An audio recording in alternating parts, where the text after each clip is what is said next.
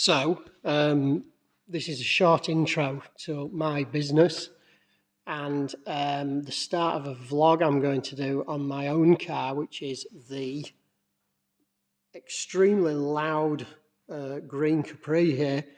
I put it on Facebook on my business page, Yorkshire Classic Cars Limited, and it got a lot of interest. Obviously, I don't get a lot of time to work on my own car or cars, so I'm going to do this probably in the evenings and weekends, but I thought I would keep people informed on here rather than clogging up my work email address, which obviously focuses more on customers' cars, which, as you can see in the background, there are a few.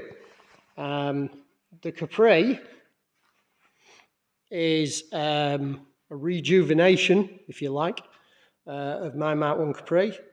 It used to be a Rover V8 powered car here, which was a replica of a Gunston Piranha, but with a Rover V8 because I couldn't afford a small block Ford at the time.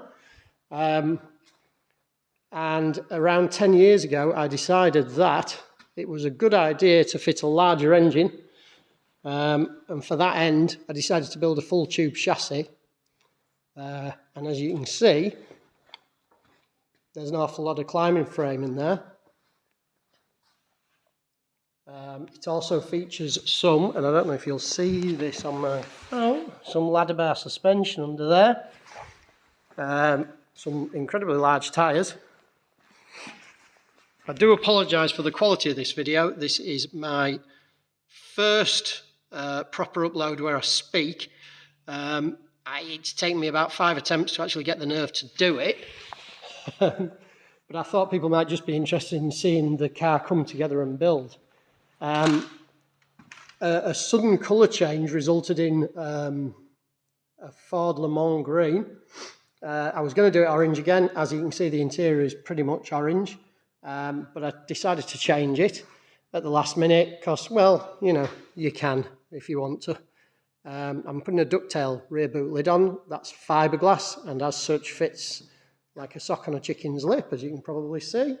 I've done a little work to make it fit better, but I don't have the time to spend weeks and weeks perfecting the fit, unfortunately. The wings are fiberglass, as are the wheel arches.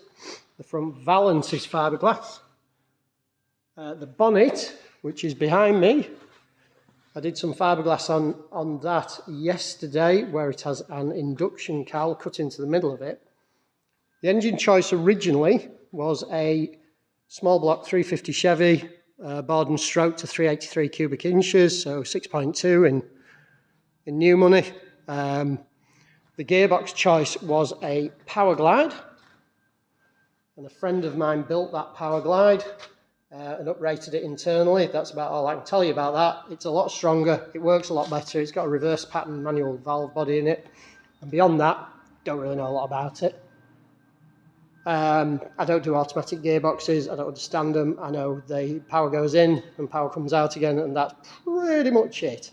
In an effect, I'm trying to get the car back on the road, not only to promote my business, obviously.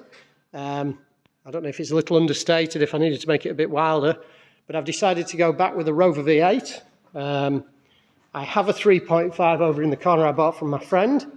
I don't know if I'm going to use that for mock-up or if I'm going to go with a 4.6 fuel-injected GEMS engine, purely because I'm going to turbocharge it. I'm going to attempt a Chinese turbo and see how that works out. May end in tears, may not, may go well. I have a friend using a similar setup in a TVR. He's getting around 450 brake horsepower, I believe, maybe a little more.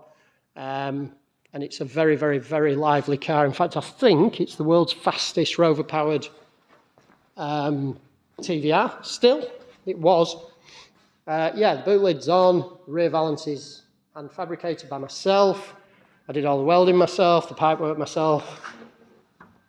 There's a fuel tank in there, there's the ubiquitous nitrous bottle.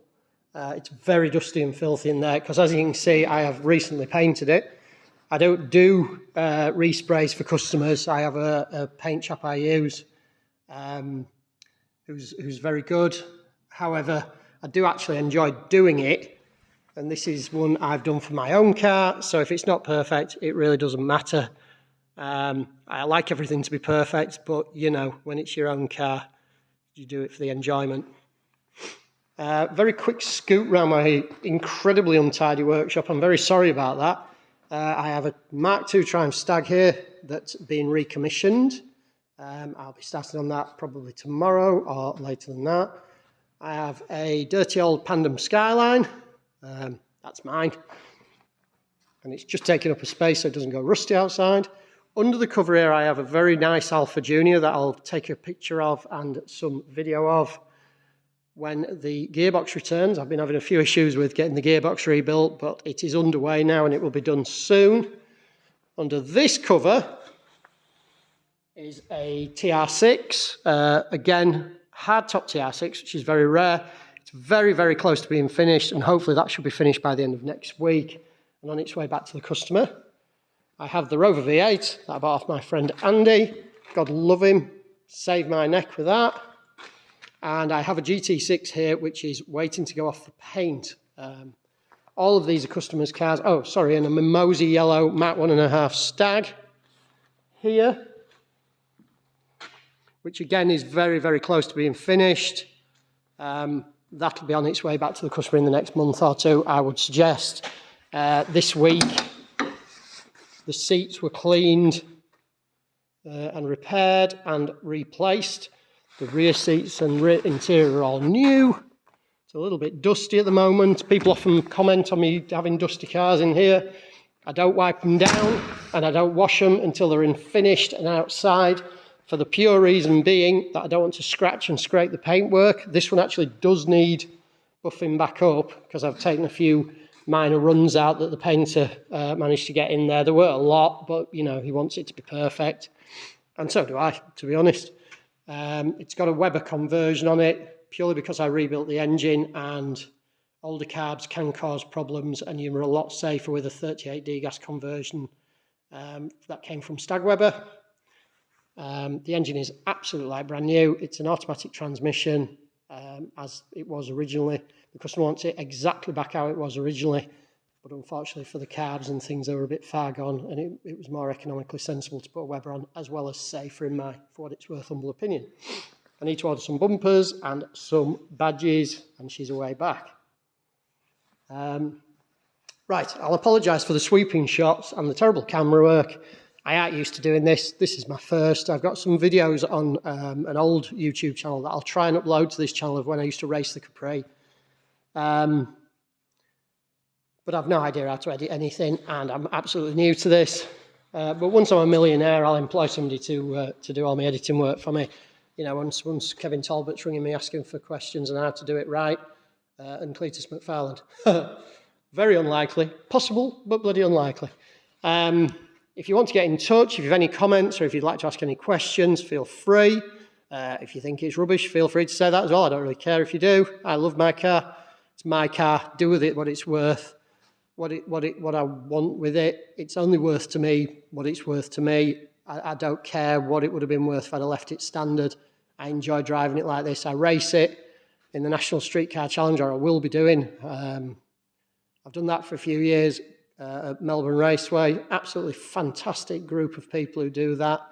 It's a lot of good, clean fun. Obviously, it's going to be a street car because that's a street series. And quite honestly, I enjoy driving my cars.